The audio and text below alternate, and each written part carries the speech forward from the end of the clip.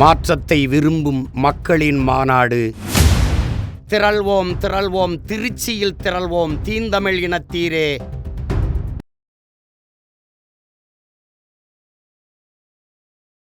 காங்கிரஸ் தலைவர்கள் திமுகவுக்கு கொடசல் கொடுக்குற மாதிரியான விஷயங்கள் பேசுறாங்க. டிவிகே திமுகவை தீய சக்தின்றாங்க. டிவிகேவுக்கு சப்போர்ட்டா ராகுல் காந்தியும் சில விஷயங்கள் செய்யறாரு, இந்த ட்வீட்லாம் போடுறாரு, லோக்கல் தலைவர்களும் பண்றாங்க.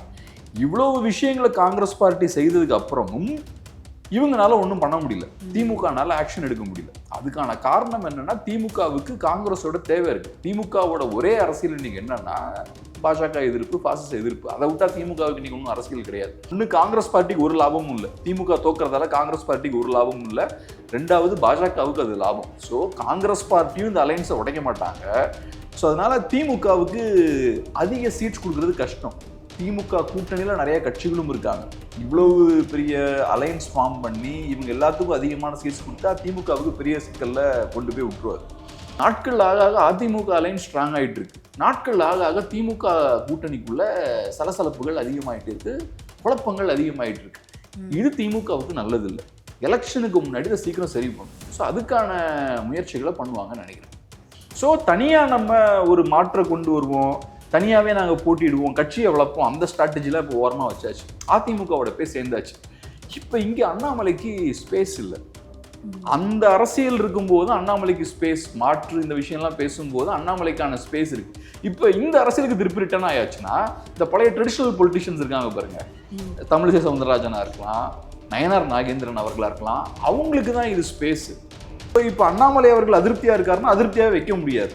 ஏன்னா தொண்டர்கள் மத்தியில் இந்த பேச்சு இருக்கு, அண்ணாமலை ஓரங்கட்டப்படுறாரு, இது சரி கிடையாது, பாஜக வளர்ச்சிக்கு அண்ணாமலை தேவை, இப்படிலாம் பேசிட்டு இருக்காங்க. ஸோ அண்ணாமலை அவர்களை மேபி அவங்க கொஞ்சம் என்டர்டெயின் பண்ணலாம், இன்னும் கொஞ்சம் கூட அவருக்கு இம்பார்ட்டன்ஸ் கொடுக்கலாம். அண்ணாமலை அவர்களுக்கு கம்ப்ளீட்டாக ஊடக வெளிச்சம் எனக்கு வரணும், பார்ட்டி என்னோட கண்ட்ரோலில் இருக்கணுன்ற அந்த ஒரு எண்ணம் இருக்கும்போது, இன்னொருத்தரோட தலைமை கீழே நீங்கள் வேலை பார்க்கும்போது நீங்கள் ஃபேஸாக இருக்க மாட்டீங்க, செகண்டரி லெவலில் நீங்கள் நடத்தப்படுவீங்க, கொஞ்சம் ஓரங்கட்டப்படுவீங்க, ஒதுக்கப்படுவீங்க. இதெல்லாம் அவரால் ஒரு ட்ரெடிஷ்னல் பொலிட்டிஷியன் மாதிரி ஹேண்டில் பண்ண முடியாது. எத்தனையோ பெரிய தலைவர்கள் இறந்துட்டாங்க, ஆனால் அதிமுகன்ற ஸ்தாபனம் இருக்கு. ஸோ அதிமுகன்ற அந்த ஸ்தாபனம் தனிநபர்களை சார்ந்து இல்லை. அதனால தான் தனிநபர்கள் வெளியே போகும்போதும், தனிநபர்கள் உயிரிழக்கும் போதும் அந்த ஸ்தாபனத்துக்கு ஒன்றும் ஆகலை. திமுகவும் அதே மாதிரி தான், காங்கிரஸும் அதே மாதிரி தான், பிஜேபியும் அதே மாதிரி தான். இப்போ இந்த வளர்ச்சி எப்படி சாத்தியப்பட்டுச்சு? வெறுமனே அண்ணாமலை அவர்களோட பேச்சு கரிஸ்மா மட்டும் கிடையாது. மோடி அவர்கள் இங்கே வராரு, அமித்ஷா இங்கே வராரு, பாஜகன்ற ஒரு நேஷனல் பார்ட்டி, அதிகாரத்தில் இருக்க பார்ட்டியோட பேக்கிங் இருக்கு. அப்படி இருக்கும்போது உங்களுக்கு ஃபினான்ஷியல் பேக்கிங் இருக்கும். போராட்டங்கள் நடக்குதுன்னா ஒன்று அதை சீக்கிரம் டீல் பண்ணும், ரெண்டாவது யாரும் அதை பற்றி பேசக்கூடாது, மீடியாவும் பேசக்கூடாது, மற்ற கட்சிகளும் அதை பேசக்கூடாது அப்படின்ற ஒரு சூழல் இங்கே இருக்கு. அதை இன்னைக்கு பிரேக் பண்ணி சீமானவர்கள் அங்கே போய் ஒரு மக்களோட அந்த போராட்டத்தை அங்கீகரித்து அவங்களோட போய் நிற்கும் போது அது ஒரு பதட்டத்தை ஏற்படுத்துது.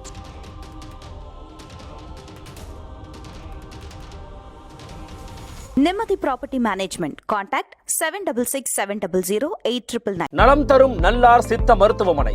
இதய நோய், சர்க்கரை நோய், பக்கவாதம், சிறுநீரக பிரச்சனை, தண்டுவடம் மற்றும் மூட்டு பிரச்சனைகளுக்கு மிகச்சிறந்த மருத்துவமனை. கிருஷ்ணகிரி, சென்னை மற்றும் மதுரை. தொடர்புக்கு 8807666117 மற்றும் 8807666118.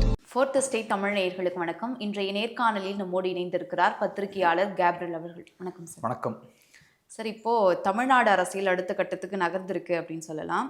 தமிழ்நாடு முதலமைச்சர் அவர்கள் கூட்டணி குறித்து ஒரு விஷயத்த சொல்லியிருக்காரு. அதற்கு முன்பாக திமுக மற்றும் காங்கிரஸ் இடையிலான என்ன நடந்துச்சு அப்படின்றத சொல்லிடுறேன். முதல்ல திமுக காங்கிரஸ் கூட்டணி நிலைக்குமா அப்படின்னு ஒரு வாதம் வைக்கப்பட்டது. அதன் பிறகு நாங்கள் கூட்டணியில் தான் இருக்கோம் உறுதிப்படுத்தினாலும் தொகுதி பங்கீடுக்கு தொடர்பாக பேச்சுவார்த்தை நடந்துச்சு. 5 பேர் கொண்ட குழு அமைச்சிருந்தாங்க. அதன் பிறகு முதலமைச்சர் அவர்களை சந்திச்சாங்க. திமுக தரப்புலேருந்து நாங்கள் ஒரு பேச்சுவார்த்தை குழு அமைப்போம்னு சொல்லியிருந்தாங்க.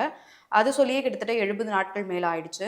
இப்போ முதல்வர் மு க ஸ்டாலின் அவர்கள் கூட்டணி தொடர்பாக பேச்சுவார்த்தை குழு அமைக்கப்படும், 22ஆம் தேதி தோழமை கட்சிகளுடன் பேசுவோம் அப்படின்னு சொல்லியிருக்காரு. அது மட்டும் இல்லாமல் இப்போ தமிழ்நாட்டை பொறுத்தவரை கூட்டணி ஆட்சிலாம் சரிப்பட்டு வராது, ஒத்து வராது அப்படின்னு சொல்லியிருக்காரு. இது அடுத்த கட்டமாக எப்படி நகரும்னு நினைக்கிறீங்க?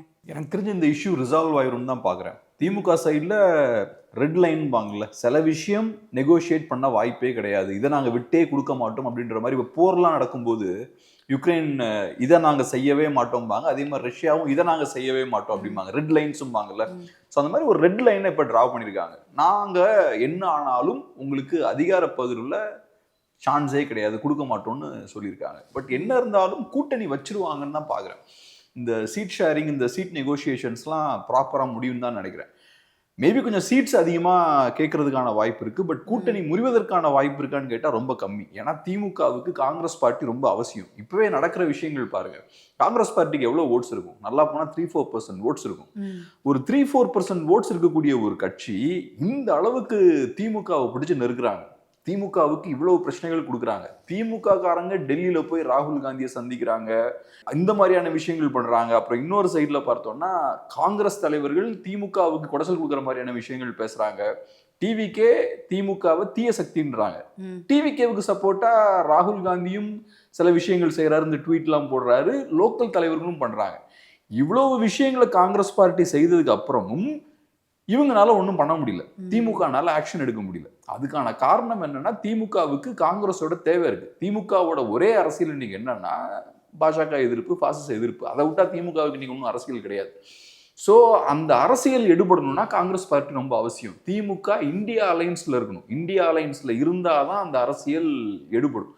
அப்பதான் மக்கள் நம்புவாங்க திமுக பிஜேபி எதிர்க்கிறாங்க. இல்லைன்னா மக்களுக்கு திமுக மேல சந்தேகம் வந்துடும், திமுக பாஜகவுடன் நெருங்க முயற்சி பண்றாங்க அப்படின்ற மாதிரி பார்க்க ஆரம்பிப்பாங்க. ஸோ இவ்வளவு அழுத்தங்கள் போட்டும், இவ்வளவு பிரச்சனைகள் காங்கிரஸ் பார்ட்டி கொடுத்தும் திமுக அலையன்ஸை உடைக்காம இருக்காங்க. ஸோ இது காட்டக்கூடிய விஷயம், திமுகவுக்கு காங்கிரஸ் பார்ட்டி தேவை. ஸோ அப்ப அடுத்த கேள்வி என்னன்னா, காங்கிரஸ் பார்ட்டி அப்ப கூட்டணியை உடைக்கிற அளவுக்கு போவாங்களா? அது போறதுக்கான வாய்ப்பு இல்லை. கூட்டணியை உடைப்பதால காங்கிரஸ்க்கு என்ன லாபம் இருக்கு? ஒரு லாபமும் கிடையாது. கூட்டணியை உடைச்சா. ஆனா இப்போ காங்கிரஸ் எம்பி மாணிக்கம் தாக்கூர் அவர்கள் உடனே முதலமைச்சர் சொன்னதுக்கு பதில் சொல்றாரு என்னன்னா, மக்கள் வந்து தீர்ப்பு கொடுப்பாங்க, அதாவது ஒரு கட்சி ஆட்சியா இல்லை கூட்டணி ஆட்சியா அப்படின்றத பொறுத்து பார்க்கலாம். 2006 நாங்கள் மக்களுடைய தீர்ப்பை செயல்படுத்தலை அப்படின்ற மாதிரி ட்விட்டர்ல ஒரு பதில் போடுறாரு. அதுக்கு அதான் இப்போ காங்கிரஸ் பார்ட்டிக்கு தெரியுது, திமுகனால நம்மளை வெளியேற்ற முடியாதுன்றது காங்கிரஸ் பார்ட்டிக்கு தெரியுது. காங்கிரஸ் பார்ட்டி கான்ஃபிடென்ட்டா இருக்காங்க, அதனால தைரியமா அழுத்தம் போடுறாங்க. நம்ம என்ன பேசினாலும் திமுக ஒன்றும் பண்ண மாட்டாங்க அப்படின்ற அந்த தைரியம் அவங்களுக்கு இருக்கு. இப்போ காங்கிரஸ் பார்ட்டியை பொறுத்தளவுல அவங்களும் இப்படி பேசிட்டு தான் இருப்பாங்க. அவங்களுக்கு அந்த அளவுக்கு பெரிய அதிருப்தி இருந்து அவங்களும் வெளியே போகலாமே, அவங்களும் வெளியே போக மாட்டாங்க. ஏன்னா காங்கிரஸ் பார்ட்டியை பொறுத்தளவுல அசம்பிளி எலெக்ஷன் வரும்போது பெருசா இழக்கிறதுக்கு ஒன்றும் கிடையாது. தமிழ்நாட்டில் ஒரு 5-6 சீட் அவங்களுக்கு கம்மியா கிடைக்கிறதாலேயோ கூட்டணி முறிஞ்சா கூட பெரிய இழப்பு கிடையாது. ஆனா திமுகவுக்கு இழக்கிறதுக்கு நிறைய இருக்கு, அது ஒண்ணு. ரெண்டாவது, இந்த அலையன்ஸை தோக்கடிக்கிறதால, திமுக கூட்டணியை தோக்கடிக்கிறதால காங்கிரஸுக்கு என்ன லாபம் இருக்கு? ஸோ அதனால இந்த அலையன்ஸை உடைக்க விரும்ப மாட்டாங்க. ஏன்னா இந்த கூட்டணி உடைஞ்சதுன்னா கண்டிப்பா அதிமுக பாஜக ஜெயிச்சிருவாங்க தமிழ்நாட்டில். அப்படி அதிமுக பாஜக ஜெயிச்சாங்கன்னா அது பாஜகவின் வளர்ச்சிக்கு தான் வழிவகை செய்யும். காங்கிரஸ் பார்ட்டி முடிஞ்ச அளவுக்கு இந்தியாவில் இருக்கிற எல்லா ஸ்டேட்ஸ்லயுமே பாஜகவை கண்ட்ரோல்ல வைக்க தான் முயற்சி பண்ணுவாங்க. பாஜக வளருவதற்கான ஸ்பேஸை கொடுக்கூடாதுன்னு நினைப்பாங்க. அந்த வகையில காங்கிரஸ் பார்ட்டி தனியா போய் திமுகவை வீழ்த்தியாச்சுன்னா அது பாஜகவுக்கு தான் நல்லது. ஸோ அதை காங்கிரஸ் பார்ட்டி விரும்ப மாட்டாங்க. ஒன்று, காங்கிரஸ் பார்ட்டிக்கு ஒரு லாபமும் இல்லை, திமுக தோக்குறதால காங்கிரஸ் பார்ட்டிக்கு ஒரு லாபமும் இல்லை. ரெண்டாவது, பாஜகவுக்கு அது லாபம். ஸோ காங்கிரஸ் பார்ட்டியும் இந்த அலையன்ஸை உடைக்க மாட்டாங்க, திமுகவுக்கும் வேற வழி கிடையாது. காங்கிரஸ் பார்ட்டியை சுமந்துதான் அவங்க இந்த தேர்தலை அவங்க சந்திக்கணும். ஸோ முடிஞ்ச அளவுக்கு எவ்வளவு முடியுமோ அவ்வளவு தூரம் ஸ்குவீஸ் பண்ணி சீட்ஸ் வாங்கலான்னு காங்கிரஸ் பார்ட்டி முயற்சி பண்றாங்க. ஏதோ ஒரு அண்டர்ஸ்டாண்டிங் ஒரு பாயிண்ட்ல வந்துருவாங்கன்னு நினைக்கிறேன். முதல்ல எங்களுக்கு ஆட்சியில் பங்கு, அதிகாரத்தில் பங்கு, கூடுதல் தொகுதி வேணும் அப்படின்னு இந்த முழக்கத்தை வச்சுட்டு இருந்தாங்க. இப்போ முதலமைச்சர் கராரா சொல்லிட்டார், இது சரிப்பட்டு வராது. அப்ப தொகுதிகள் வந்து எப்படி வந்து ஒதுக்கப்படும்? இப்போ திமுகவுக்கு தொகுதிகள் கொடுக்கறதுல நிறைய சிக்கல் இருக்கு. ஏன்னா இப்போ காங்கிரஸ் பார்ட்டிக்கு ஒரு 5 சீட் எக்ஸ்ட்ரா கொடுத்தாச்சுன்னா மற்ற கட்சிகளும் கேட்பாங்க, எங்களுக்கு 1-2 சீட்ஸ் தாங்கம்பாங்க. ஏன்னா இப்போ காங்கிரஸ் பார்ட்டிக்கு ஒன்றும் பெரிய ஓட் ஷேர் கிடையாது, என்ன ஒரு 3-4% தான். விசிகே இப்போ கேட்பாங்க, விசிகேவுக்கு காங்கிரஸை விட தொன்று பலம் இன்னும் அதிகமாக உண்டு. கம்யூனிஸ்டுகள் கேட்பாங்க, கம்யூனிஸ்டுகளுக்கு நிறைய கேடர்ஸ்லாம் உண்டு. எம்டிஎம்கே கேட்பாங்க, கமல்ஹாசன் இருக்காரு, இப்படி எல்லாருமே அடுத்தது நிறைய சீட்ஸ் கேட்க ஆரம்பிச்சிருவாங்க. ஸோ காங்கிரஸ் பார்ட்டிக்கு அதிக சீட்ஸ் கொடுக்கறதுல சிக்கல் இருக்கு. ஸோ அதனால திமுகவுக்கு அதிக சீட்ஸ் கொடுக்கறது கஷ்டம். திமுக கூட்டணியில் நிறைய கட்சிகளும் இருக்காங்க. இவ்வளவு பெரிய அலையன்ஸ் ஃபார்ம் பண்ணி இவங்க எல்லாத்துக்கும் அதிகமான சீட்ஸ் கொடுத்தா திமுகவுக்கு பெரிய சிக்கல்ல கொண்டு போய் விட்டுருவாரு. ஸோ திமுகவுக்கு இருக்கிற ஒரு ஆப்ஷன் என்னன்னா, சீட்ஸ் நிறைய கொடுக்க முடியாதுன்னா வேற என்ன கொடுக்கலாம், அப்ப அதிகாரத்தை பகிர்ந்து கொடுக்கலாம், அந்த இடத்துக்கு வரணும். ஸோ இப்போ அந்த இடத்துக்கு வர்றதுக்கும் திமுக தயாரா இல்லை. அப்ப ஏதோ சில விஷயங்கள் செய்து எடுத்து கொஞ்சம் ஸ்குவீஸ் பண்ண பார்ப்பாங்க, எக்ஸ்ட்ரா கொஞ்சம் சீட்ஸை கொடுக்கலாம் அப்படின்னு பார்ப்பாங்க. பட் ஏதோ ஒரு அண்டர்ஸ்டாண்டிங்ல வந்துருவாங்கன்னு நினைக்கிறேன். காங்கிரஸ் பார்ட்டியை தவிர மற்ற கட்சிகள் பெருசா பிரச்சனை பண்ண மாட்டாங்கன்றது என்னோட கணிப்பு. ஏன்னா காங்கிரஸ் பார்ட்டி இவ்வளவு பிரச்சனை பண்றாங்கன்னா அவங்க கிட்ட லெவரேஜ் இருக்கு. காங்கிரஸ் பார்ட்டியோட தேவை திமுகவுக்கு இருக்கு. ஸோ காங்கிரஸ் பார்ட்டி கையில ஒரு லெவரேஜ் இருக்கு. காங்கிரஸ் பார்ட்டி கையில் இருக்கக்கூடிய இந்த லெவரேஜ் மற்ற சிறிய கட்சிகள் கிடையாது. கம்யூனிஸ்ட் பார்ட்டிகள் வெளில போறேன்னு சொன்னா போங்கன்றுவாங்க. ஒன்றும் பெரிய இழப்பு கிடையாது. நான் சொன்ன மாதிரி திமுகவோட அரசியலே காங்கிரஸ் சார்ந்துதான் இருக்கு. ஸோ அதனால காங்கிரஸ் பார்ட்டி திமுகவுக்கு தேவை. அதனாலதான் இவ்வளவு தூரம் விட்டு பிடிக்கிறாங்க. ஸோ அதனால காங்கிரஸ் பார்ட்டியை மட்டும் ஓரளவுக்கு வழி கொண்டு வந்தாச்சுன்னா மற்றவங்கள கொஞ்சம் ஈஸியா கண்ட்ரோல் பண்ணிடுவாங்க. பட் அவங்களுக்கு என்னன்னா இப்ப இந்த பிரச்சனையை சீக்கிரம் முடிக்கணும். ஏன்னா இப்ப எலெக்ஷன்ஸ் வந்துட்டு இருக்கு.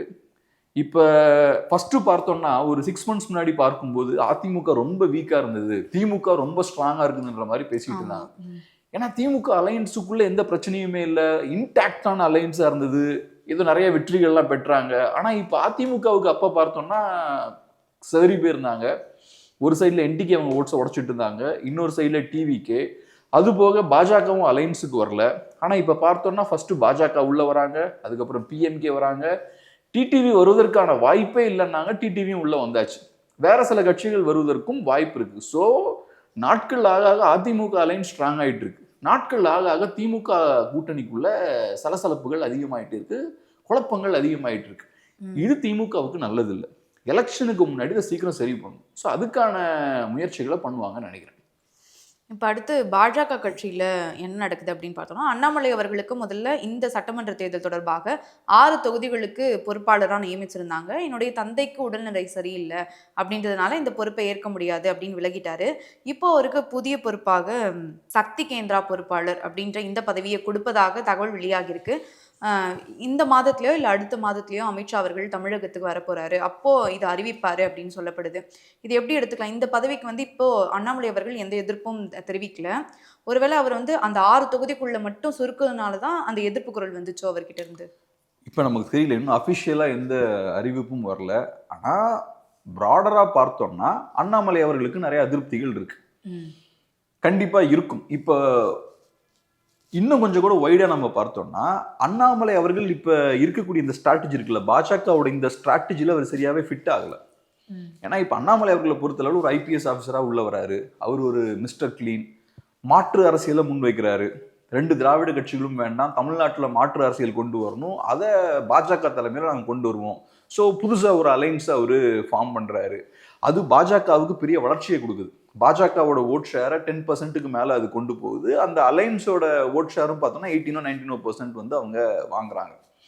ஸோ அண்ணாமலை அவர்கள் மாற்றம்னு சொல்லி அவர் நிறைய வாக்குகளை வாங்குறாரு. பாஜகவும் அப்ப அந்த ஸ்ட்ராட்டஜில இருந்தாங்க. ஏன்னா 24 பொறுத்தளவுல பாஜகவுக்கு பெரிய ப்ரெஷர் இல்லை, தமிழ்நாட்டை அவங்க பெருசா கண்டுக்கல. ஏன்னா நம்ம கண்டிப்பா 400 சீட்ஸ் வந்துருவோம், 300 சீட்ஸ் வந்துருவோன்ற மாதிரி என்னெல்லாமோ பேசிட்டு இருந்தாங்க. ஆனா இப்ப சூழல் அப்படி இல்லை. 24லயே பாஜகவுக்கு சிங்கிள் மெஜாரிட்டி கிடைக்கல. ஸோ பிஜேபியோட ஸ்ட்ராட்டஜி மாறுது, தமிழ்நாடு அவங்க ஃபோக்கஸ் பண்ண ஆரம்பிக்கிறாங்க, சீட்ஸ் வேணும்னு அவங்க பாக்குறாங்க. ஸோ தனியா நம்ம ஒரு மாற்ற கொண்டு வருவோம், தனியாவே நாங்க போட்டிடுவோம், கட்சியை வளர்ப்போம், அந்த ஸ்ட்ராட்டஜில இப்போ ஓரமா வச்சாச்சு. அதிமுகவோட போய் சேர்ந்தாச்சு. இப்ப இங்க அண்ணாமலைக்கு ஸ்பேஸ் இல்லை. அந்த அரசியல் இருக்கும்போது அண்ணாமலைக்கு ஸ்பேஸ், மாற்று இந்த விஷயம்லாம் பேசும்போது அண்ணாமலைக்கான ஸ்பேஸ் இருக்கு. இப்ப இந்த அரசியலுக்கு திருப்பி ரிட்டர்ன் ஆயாச்சுன்னா இந்த பழைய ட்ரெடிஷனல் பொலிட்டிஷியன்ஸ் இருக்காங்க பாருங்க, தமிழிசை சவுந்தரராஜனா இருக்கலாம், நயனார் நாகேந்திரன் அவர்களா இருக்கலாம், அவங்களுக்கு தான் இது ஸ்பேஸ்.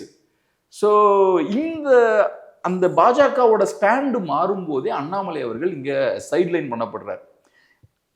இபிஎஸ்க்கு நிறைய குடைச்சல் கொடுத்தாச்சு 24ல. ஸோ இப்போ நேச்சுரலாக பாஜகவுக்கு அதிமுகவோட தேவை ஏற்படுதுன்னா இபிஎஸ்ஸையும் பகிச்சுக்க முடியாது. அப்போ அண்ணாமலை அவர்கள் அங்கேயும் ஓரங்கட்ட வேண்டியது இருக்கு. நயனார் நாகேந்திரன் அவர்கள் வராரு. அதுக்கப்புறமும் பார்த்தா முக்கியத்துவம் கொடுக்கறதையும் கம்மி பண்ணிட்டாங்க. ஸோ எந்த வகையிலையும் இபிஎஸ் அவர்களை நம்ம சீண்டி பார்த்துடக்கூடாது, தேவையில்லாத ஃப்ரிக்ஷன் எதுவும் வந்துடக்கூடாது அப்படின்றதுல கவனமாக இருக்காங்க. ஸோ அதனால ஆனால் அண்ணாமலை அவர்களை கம்ப்ளீட்டாகவும் ஓரங்கட்ட முடியல. ஏன்னா அண்ணாமலை அவர்களுக்கு பாஜகவுக்குள்ள நல்ல செல்வாக்கு இருக்கு, குறிப்பா தொண்டர்கள் மத்தியில நல்ல செல்வாக்கு இருக்கு.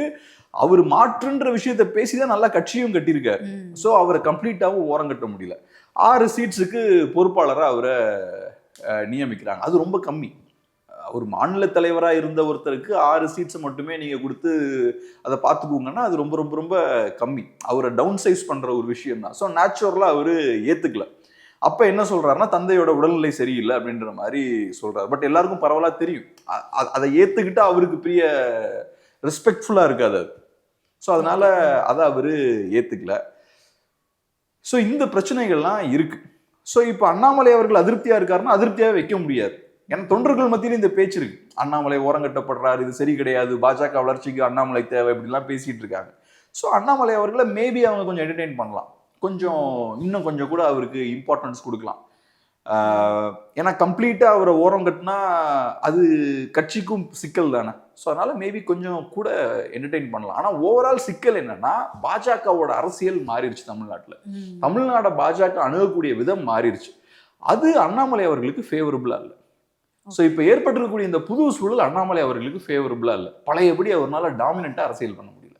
இன்னொரு பக்கம் வந்து இப்போ தேர்தல் நெருங்கும் போது தான் அண்ணாமலை அவர்களுக்கு பொறுப்பு கொடுத்துருக்காங்க. இப்போ அந்த 6 தொகுதிகளில் பொறுப்பாளராக நியமிச்ச பிறகு எனக்கு வேண்டாம் அப்படின்னு ஒரு ஒதுங்கின பிறகு அண்ணாமலை அன்பு கூட்டம் அப்படின்ற ஒரு இயக்கம் வந்து கட்டமைச்சிருந்தாங்க. அது மூலமா ஒரு பெரிய கட்சி ஆரம்பிக்க போறாரு அப்படின்லாம் பேசப்பட்டது. ஒருவேளை அண்ணாமலை பாஜகவிலிருந்து விலகிடுவாரோ அப்படின்னு சில விமர்சனங்கள்லாம் வெளில வந்தது. அதனாலதான் இப்போ வந்து அவருக்கு பொறுப்பு கொடுத்துருக்காங்க அப்படின்னு பேசப்படுது இல்ல. அண்ணாமலை அவர்களோட கேரக்டர் எப்படின்னா, நான் பார்த்தளவுல நீங்க நல்லா நோட் பண்ணியிருப்பீங்க, அண்ணாமலை அவர்கள் மாநில தலைவராக இருக்கும்போது வேற யாரும் பேச முடியாது. பாஜகவோட ஃபேஸா அண்ணாமலை மட்டும்தான் இருந்தார். அதுக்கு முன்னாடிலாம் சூழல் எப்படி இருக்கும்னா, பாஜகவில் ஒவ்வொருத்தங்களும் ஒவ்வொரு விஷயத்த பேசுவாங்க. இவர் பேசிட்டாருன்னு அவர்கிட்ட கேட்டா அது அவரோட கருத்தும்பாரு, அவரு பேசிட்டாருன்னு இவர்கிட்ட கேட்டா இல்ல அது அவரோட கருத்தும்பாரு, மாத்தி மாத்தி இந்த மாதிரி பேசிக்கிட்டே இருப்பாங்க. அண்ணாமலை அவர்கள் பொறுப்பு ஏற்றதுக்கு அப்புறம் அந்த மாதிரியான விஷயங்கள் இல்லை. சிங்கிள் வாய்ஸ்ல தான் பாஜக பேசும். பாஜகவோட ஃபேஸ்னா தமிழ்நாட்டில் அண்ணாமலை அவர்கள் தான். ப்ரெஸ் மீட்லாம் பார்த்தோன்னா அவர் மட்டும் தான் பேசுவார், வேற எந்த குழப்பமுமே இருக்காது. அப்பப்போ ப்ரெஸ் மீட் கொடுத்து மீடியா ஃபுல்லாக அவர் பக்கம் திருப்பிட்டு இருப்பார். அதுவும் ப்ரெஸ் மீட்லாம் நல்லா ஹேண்டிலும் பண்ணுவார். கரெக்டாக கான்ட்ரவர்ஷியலான இஷ்யூ எடுக்கிறது, ஒரு ஹைப் கிரியேட் பண்ணுறது, இந்த விஷயங்கள்லாம் அவருக்கு தெரியும். ஸோ இது காட்டக்கூடிய விஷயம் என்னன்னா, அண்ணாமலை அவர்கள் பவர்ஃபுல்லாக அவர் கையில் கன்சாலிடேட் பண்ணி வச்சிருக்கிற அந்த விருப்பம் அவருக்கு உண்டு. ஸோ கம்ப்ளீட்டாக நம்ம டாமினண்ட்டாக இருக்கணும் அப்படின்ற கேரக்டர் இருக்கக்கூடிய சில நபர்களுக்கு இன்னொருத்தரோட தலைமையை ஏற்று கீழே வேலை செய்கிறது கஷ்டமாக இருக்கும். இப்போ ட்ரெடிஷ்னல் பொலிட்டிஷியன்ஸ் அப்படி கிடையாது. இப்போ ட்ரெடிஷ்னல் பொலிட்டிஷியன்ஸ் பார்த்தோன்னா அவங்களுக்கு கோவம் இருந்தாலும் வெளில காட்டிக்க மாட்டாங்க, அவமானப்பட்டாலும் வெளியே காட்டிக்க மாட்டாங்க. அவங்களுக்கு தெரியும் எந்த டைமில் எதை பண்ணணும்னு. எப்போவும் சிரிச்சுக்கிட்டு இந்த வணக்கம் வைக்கிறது இந்த விஷயம்லாம் பண்ணுவாங்க. கரெக்ட் டைம் வரும்போது கரெக்டான விஷயத்த பண்ணுவாங்க. இப்போ நயனார் நாகேந்திரன் அவர்கள்லாம் ட்ரெடிஷ்னல் பொலிட்டிஷியன். அவர் அடிச்சோம் கவிழ்த்தோன்லாம் பேச மாட்டார், அதிரடியாலாம் பேச மாட்டார், அதிரடியாக செயல்பட மாட்டார். ஆனால் ஸ்லோவாக காய்களை நகர்த்திக்கிட்டே இருப்பார். ஸோ இப்போ அண்ணாமலை மாதிரியான ஹைப்பர் டாமினண்டான ஒரு கேரக்டரால இன்னொரு தலைவருக்கு கீழே வேலை செய்கிறது கஷ்டம். ஸோ அதனால நேச்சுரலாக இந்த சிக்கல் வரதான் செய்யும். அண்ணாமலை அவர்களுக்கு கம்ப்ளீட்டாக ஊடக வெளிச்சம் எனக்கு வரணும், பார்ட்டி என்னோட கண்ட்ரோலில் இருக்கணுன்ற அந்த ஒரு எண்ணம் இருக்கும்போது இன்னொருத்தரோட தலைமை கீழே நீங்கள் வேலை பார்க்கும்போது நீங்கள் ஃபேஸாக இருக்க மாட்டீங்க. செகண்டரி லெவலில் நீங்கள் நடத்தப்படுவீங்க, கொஞ்சம் ஓரங்கட்டப்படுவீங்க, ஒதுக்கப்படுவீங்க. இதெல்லாம் அவரால் ஒரு ட்ரெடிஷ்னல் பொலிட்டிஷியன் மாதிரி ஹேண்டில் பண்ண முடியாது. அவருக்கு இந்த ட்ரெடிஷ்னல் பொலிட்டிஷியனுக்கான அந்த வரலாறும் கிடையாது. அவர் ஒரு போலீஸ் பேக்ரவுண்ட்ல வந்திருக்காரு. ஸோ இதெல்லாம் அண்ணாமலை அவர்களுக்கு சிக்கல் இருக்கு. ஸோ அண்ணாமலை அவர்களை இதே இடத்துல ரொம்ப நாள் வச்சிருந்தாங்கன்னா அவர் கண்டிப்பாக கொஞ்சம் வெக்ஸ் ஆகிறதுக்கு வாய்ப்பு இருக்கு. பாஜகலேருந்து வெளியே போகிறதுக்கும் வாய்ப்பு இருக்கு. எக்ஸ்ட்ரீமா அங்கே போகலாம். ஆனால் இப்போ வெளியே போனாலுமே என்ன பெருசாக பண்ண முடியுன்ற கேள்வி இருக்கு. இப்போ என்னைக்கும் இன்ஸ்டிடியூஷன்ஸ் வேற, இண்டிவிஜுவல்ஸ் வேற. அண்ணாமலை அவர்கள் ஒரு இண்டிவிஜுவல் தான். பாஜகன்றது ஒரு இன்ஸ்டிடியூஷன், ஒரு பெரிய ஒரு ஸ்தாபனம். ஸ்தாபனங்களுக்கு தனிநபர்களை விட பலம் அதிகம். இன்னைக்கு அதிமுக எடுத்துப்போம், எத்தனையோ பேர் அதிமுகலேருந்து வெளியே போயாச்சு, எத்தனையோ பெரிய தலைவர்கள் இறந்துட்டாங்க. ஆனால் அதிமுகன்ற ஸ்தாபனம் இருக்கு. ஸோ அதிமுகன்ற அந்த ஸ்தாபனம் தனிநபர்களை சார்ந்து இல்லை. அதனாலதான் தனிநபர்கள் வெளியே போகும்போதும் தனிநபர்கள் உயிரிழக்கும் போதும் அந்த ஸ்தாபனத்துக்கு ஒன்றும் ஆகலை. திமுகவும் அதே மாதிரி தான், காங்கிரஸும் அதே மாதிரி தான், பிஜேபியும் அதே மாதிரி தான். ஸோ அண்ணாமலை அப்படின்றவர் வெளியேறாருன்னா அது அண்ணாமலை இந்த ஸ்தாபனத்தை மீறி தனி மனிதனா என்ன பண்ணிடுவார் அப்படின்ற கேள்வி இருக்கு. சில நேரங்களில் இந்த இன்ஸ்டிடியூஷன் சரியா ஃபங்க்ஷன் ஆகாது. சில நேரங்கள்ல இப்போ பிரிட்டிஷ்காரங்க இங்கே இருக்காங்க, காங்கிரஸ் பார்ட்டி செய்ய வேண்டிய வேலையை சரியா செய்யலன்னு வச்சுப்போம். அப்போ காங்கிரஸுக்கு பதில் வேற ஒரு இன்ஸ்டிடியூஷன் உருவாகும். அந்த மாதிரியான சூழல் ஏற்பட்டா அது வேற. ஆனா இங்க அப்படியான சூழல் இல்ல. பாஜக பண்ணக்கூடிய வேலையை பாஜகவோட பெட்டரா பண்ணணும் அப்படின்ற ஸ்பேஸ் இல்ல இங்க. சோ அதனால அண்ணாமலைக்கு பெரிய ஸ்பேஸ் வெளியில இல்ல. வெளியே போனாலும் அவரால் பெருசா பெர்ஃபார்ம் பண்ண முடியாது. இப்போ பாஜக ஏதோ ஒரு கூட்டம் போட்டாங்களோ இல்லை நிகழ்ச்சி நடத்துனாங்களோ அப்படின்னு பார்த்தோம்னா பாஜக தலைவர்கள் யார் பேசினாலும் அங்கே இளைஞர்களும் பொதுமக்களும் ஆர்ப்பரிக்க மாட்டாங்க. ஆனால் அண்ணாமலை வந்து பேசும்போது அவ்வளவு இளைஞர்கள் வந்து ஆர்ப்பரிக்கிற ஒரு விஷயத்த நம்மளால பார்க்க முடியுது. இப்போ அவர் வந்து இளைஞர்களை தன்னுடைய பின்னாடி வந்து சேர்த்திருக்காரு அப்படின்னு தானே எடுத்துக்க முடியுது. அது மட்டுமே அரசியல் கிடையாது இல்லை. இன்னைக்கு பாஜக தமிழ்நாட்டில் ஓரளவுக்கு வளர்ந்துருக்கு. இப்போ 2024 பாஜக வாங்கின வாக்குகளை தக்க வைக்க முடியும்னா நான் நம்பல. ஏன்னா அது மாற்றுன்னு சொல்லி வாங்கின வாக்குகள். இப்போ நீங்க யாரை எதிரின்னு சொன்னீங்களோ அவங்களுடைய கூட்டணி வச்சிருக்கீங்க. இந்த சிக்கல்லாம் இருக்கு. ஆனாலும் அவங்க ஓரளவுக்கு வளர்ந்துருக்காங்க பாஜக. இப்போ இந்த வளர்ச்சி எப்படி சாத்தியப்பட்டுச்சு? வெறுமனே அண்ணாமலை அவர்களோட பேச்சு கரிஸ்மா மட்டும் கிடையாது. மோடி அவர்கள் இங்க வராரு, அமித்ஷா இங்க வராரு. பாஜகன்ற ஒரு நேஷனல் பார்ட்டி, அதிகாரத்தில் இருக்க பார்ட்டியோட பேக்கிங் இருக்கு. அப்படி இருக்கும்போது உங்களுக்கு ஃபினான்ஷியல் பேக்கிங் இருக்கும், உங்களுக்கு அந்த பவர், பொலிட்டிக்கல் பவர் பின்னாடி இருக்கும். இதெல்லாம் இருக்கிறதால தான் உங்களால பாஜகன்ற இன்ஸ்டிடியூஷனை பயன்படுத்தி பாஜகவை தமிழ்நாட்டில் வளர்க்க முடியுது. இது அண்ணாமலை அப்படின்ற ஒரு இண்டிவிஜுவலோட வெற்றி கிடையாது. ஸோ அப்படி இருக்கும்போது இப்போ பாஜகலேருந்து நீங்கள் தனியாக வந்து ஒரு கடையை போடுறீங்கன்னா, இப்போ நான் சொன்ன இந்த பவர் இருக்கு பாருங்க, பாஜகன்ற அந்த இன்ஸ்டிடியூஷனோட பவருக்கு எதிராக நீங்கள் செயல்படணும். அப்போ இந்த இன்ஸ்டிடியூஷன் உங்களுக்கு எதிராகவும் திரும்பும். அதை எதிர்கொள்ள முடியுமா உங்களால தனி மனிதரா? இந்த கேள்வியெல்லாம் இருக்கு. ஸோ அதனால தனி மனிதராக ஃபங்க்ஷன் ஆகிறது கஷ்டம். அடுத்து இப்போ தமிழ்நாடு மாநில ஊரக வாழ்வாதார இயக்கம் அனைத்து பணியாளர்கள் நலச்சங்கம் சார்பில் சென்னை வள்ளுவர் கோட்டத்தில் ஒரு போராட்டம் நடைபெற்றிருக்கு. எங்களுடைய ஊதியத்தை அதிகரிக்க சொல்லி இதில் சீமான் அவர்கள் தன்னுடைய ஆதரவையும் தெரிவிச்சிருக்காரு. அப்போது இந்த போராட்டக்காரர்களை கைது செய்யும் போது சீமான் அவர்கள் என்னையும் கைது செய்யுங்க அப்படின்ற தொனியில தான் போயிட்டு வண்டியில் ஏறினதாகவும் அவர் கைது செய்த பிறகு இப்போ விடுதலை செய்திருப்பதாகவும் தகவல் வெளியாகியிருக்கு. இது எப்படி பார்க்குறீங்க? அதான் இப்போ எலெக்ஷன்ஸ் கிட்ட நெருங்கிட்டு இருக்கு. தமிழ்நாடு முழுக்க அரசு ஊழியர்கள் போராட்டங்களில் ஈடுபடுறாங்க. ஏன்னா அவங்களுக்கு நிறைய அதிருப்திகள் இருக்கு. அரசு நிறைய ப்ராமிஸ் பண்றாங்க, அந்த விஷயங்கள்லாம் செய்யல. ஸோ போராட்டங்களில் அவங்க ஈடுபடுறாங்க. ஸோ இப்போ இவங்களும் போராட்டத்தில் ஈடுபடுறாங்க. அவங்களோட கோரிக்கைகளும் நியாயமான கோரிக்கை தான். பணி நிரந்தரம் வேணும், இந்த விஷயங்கள்லாம் 10 வருஷத்துக்கு மேலே அவங்க ஒர்க் பண்றாங்க, இன்னும் பெர்மனன்ட் ஆக்கப்படலை. அப்போ கண்டிப்பாக இந்த கோபங்கள்லாம் இருக்கும். சில செக்யூரிட்டிலாம் வேணும்னு அவங்களும் நினைப்பாங்க. ஸோ இவங்க இப்போ மக்களுக்கும் தெரியுது, தொழிலாளர்களுக்கும் தெரியுது, நார்மலாக கேட்டால் அவங்க கொடுக்க மாட்டாங்க. எலெக்ஷன் கிட்ட வரும்போது நம்ம வந்து போராடினா தான் ஏதாவது கொஞ்சமாவது வேலை நடக்கும். ஸோ அந்த வகையில் இப்போ ஓல்ட் பென்ஷன் ஸ்கீம்லாம் கொண்டு வராங்க. ஓல்ட் பென்ஷன் ஸ்கீமில் அஷ்யூர்ட் பென்ஷன் ஸ்கீம் கொண்டு வந்திருக்காங்க. ஓல்ட் பென்ஷன் ஸ்கீமை கொண்டு வருவோன்னு ப்ராமிஸ் பண்ணுறாங்க. ஆனால் சொன்னது ஒன்று, ஏதோ ஒன்று அறகுறையாக ஏதோ செய்கிறாங்க. செஞ்சு இந்த தொழிலாளர்களை கொஞ்சம் அமைதிப்படுத்துவோம் அப்படின்ற மாதிரி பண்ணுறாங்க. அதே மாதிரி செவிலியர்கள் சில டிமாண்ட்ஸ் வைக்கிறாங்க, அதையும் முழுமையாக அவங்க முடிச்சு கொடுக்கல. கொஞ்சம் பேரை பெர்மனன்ட் ஆக்கி அவங்க அதையும் ஓரளவுக்கு முடிச்சிடுறாங்க. ஆசிரியர்கள் அப்புறம் தூய்மை பணியாளர்கள் எல்லாத்தோட போராட்டத்தையும் கொஞ்சமாக முடிச்சு வைக்கிறாங்க. இதெல்லாம் நடக்கும்போதே நம்ம பார்த்த விஷயம் என்னன்னா, மீடியா இந்த இஷ்யூ இதெல்லாம் பெருசாக பேசல. மீடியா பெருசாக பேசல, பொலிட்டிக்கல் பார்ட்டிஸும் பெருசாக பேசல, ஈவன் அதிமுக கூட பெருசாக பேசல. எதிர்கட்சி அவங்கெல்லாம் நினைச்சாங்கன்னா இந்த இஷ்யூஸ் எல்லாம் பெருசாக யூஸ் பண்ணி பெரிய இம்பாக்ட் ஏற்படுத்தியிருக்கலாம். நான் யூஸ் பண்ணின்னு சொல்லும்போது தவறான வார்த்தை மாதிரி கூட உங்களுக்கு தெரியல. அது எப்படி யூஸ் பண்ணலாம், அது மக்கள் பிரச்சனையாச்சு, தொழிலாளர்கள் பிரச்சனையாச்சுன்னு. பட் ஒரு பொலிட்டிக்கல் பாயிண்ட் ஆஃப் வியூல இருந்து கூட அவங்க அதை அணுகிருக்கலாம். அவங்களோட லாபத்துல இருந்து கூட அவங்க அதை பார்த்துருக்கலாம். பட் அதை கூட அவங்க செய்யறதுக்கு ரெடியா இல்லை. ஸோ அந்த பிரச்சனைகள்லாம் வரும்போது எதிர்கட்சி பெருசாக ரியாக்ட் பண்ணல, திமுக கூட்டணியில் கூடிய கட்சிகள் பெருசாக ரியாக்ட் பண்ணல, கம்யூனிஸ்டுகளாக இருக்கலாம், விசிகேவாக இருக்கலாம், இந்த கட்சிகள் சரியாக ரியாக்ட் பண்ணல. ஸோ பார்த்தோன்னா ஒரு போராட்டம் ஒரு சைடு தொழிலாளர்கள் நடத்திட்டு இருக்காங்க, யாரோட சப்போர்ட்டும் அதுக்கு இல்லை. அந்த போராட்டங்களே நடக்காத மாதிரியான ஒரு தோற்றம் தான் மீடியாவில் மெயின்டைன் பண்ணப்பட்டது. குறிப்பாக தூய்மை பணியாளர்கள் போராட்டம் எடுத்துக்கிட்டோம்னா அவ்வளோ கஷ்டப்பட்டு அவங்க போராடுறாங்க, கூவத்தில் இறங்குறாங்க, கடலில் இறங்குறாங்க. இதெல்லாம் செய்ததுக்கு அப்புறமும் அவங்களுக்கு பெருசாக கவரேஜ் கிடைக்கல.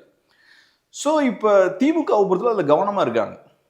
போராட்டங்கள் நடக்குதுன்னா ஒன்று அதை சீக்கிரம் டீல் பண்ணணும், ரெண்டாவது யாரும் அதை பற்றி பேசக்கூடாது, மீடியாவும் பேசக்கூடாது, மற்ற கட்சிகளும் அதை பேசக்கூடாது அப்படின்ற ஒரு சூழல் இங்கே இருக்குது. அதை இன்னைக்கு பிரேக் பண்ணி சீமானவர்கள் அங்கே போய் ஒரு மக்களோட அந்த போராட்டத்தை அங்கீகரித்து அவங்களோட போய் நிற்கும் போது அது ஒரு பதட்டத்தை ஏற்படுத்துது. ஸோ குயிக்காக அவங்க ரெஸ்பாண்ட் பண்ணுறாங்க. இப்போ பெர்மிஷன் அங்கே இல்லை அதெல்லாம் சொல்கிறாங்க. இப்போ ஓகே, அதெல்லாம் கரெக்டு தான். விஜய்க்கு பெர்மிஷன் கிடைக்குது, அவர் திருச்சியில் அப்படியே ஊர்வலமாக போகிறாரு ரோட் ஷோக்கு. அதுக்கப்புறம் நாகப்பட்டினமில் போகிறாரு, ஒவ்வொரு தெருவா அப்படியே ஸ்லோவாக அவர் பாட்டுக்கு போகிறாரு. காலையில் ஆரம்பிக்கிறாரு, ஈவினிங் வரைக்கும் அப்படியே ரோட் ஷோ போறாரு. போற இடத்துலலாம் மக்களுக்கு பிரச்சனையை கிரியேட் பண்றாரு. சேதாரம் நிறைய ஏற்படுது. ஏர்போர்ட் ப்ராப்பர்ட்டி டிஸ்ட்ராய் பண்ணப்படுது. அவரோட ரசிகர்கள் வீடுகளெல்லாம் புகுறாங்க, கூரையில ஏறுறாங்க, கடைகள் சேதப்படுத்தப்படுது, ஆம்புலன்ஸ் போக முடியல.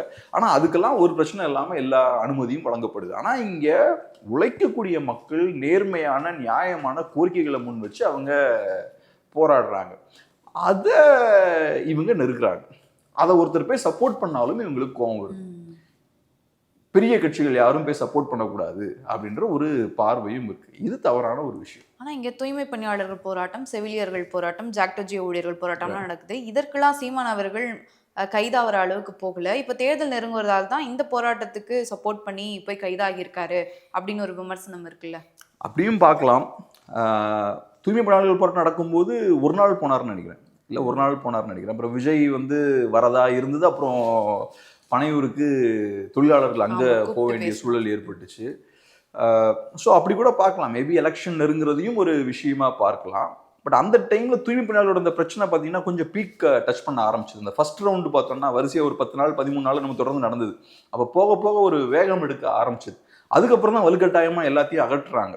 அந்த டைமில் பெருசாக கை வைக்க முடியாது. ஏன்னா ஒரு பதட்டம் கிரியேட் ஆச்சு. மீடியா பார்த்தோம்னா அப்போ பேசவே இல்லை. ஆனால் அந்த போராட்டம் முடித்து வைக்கப்பட்டதுக்கப்புறம் எடுத்து பேசினாங்க அதை. ஸோ அப்போ அது ஒரு கொஞ்சம் பெருசாக வெடிச்சிருச்சு அது. இதை நான் எப்படி பார்க்குறேன்னா அந்த மாதிரியான இடத்துக்கு போயிடக்கூடாது. ஸோ இப்போ எல்லாரும் முயற்சி பண்ணுறாங்க ஏதோ ஒரு அழுத்தம் போடணும்னு, அந்த இடத்துக்கு இதை விட்டுறக்கூடாது. ஸோ ஸ்டார்டிங்லேயே முடிச்சிடலான்னு பார்ப்பாங்கன்னு நினைக்கிறேன். அது போக எலெக்ஷன்ஸ், அஃப்கோர்ஸ் எலெக்ஷன்ஸும் இருந்தது, அது ஒரு காரணம் தான். சரிங்க சார், பார்க்கலாம். பல்வேறு கருத்துக்களை பகிர்ந்தமைக்கு நன்றி சார். நன்றி.